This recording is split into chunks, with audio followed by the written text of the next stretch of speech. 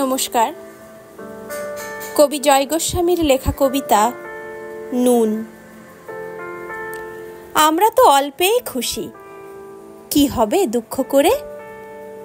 আমাদের দিন চলে যায় সাধারণ ভাত কাপড়ে। চলে যায় দিন আমাদের অসুখে ধার দেনাতে। রাত্রিরে দুভাই মিলে টান দিই গঞ্জিকাতে।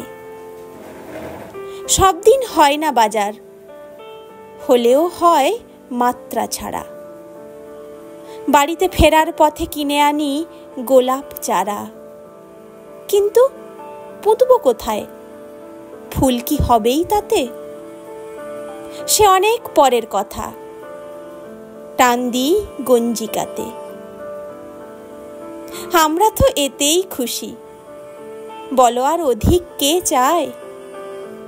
হেসে খেলে কষ্ট করে আমাদের দিন চলে যায়।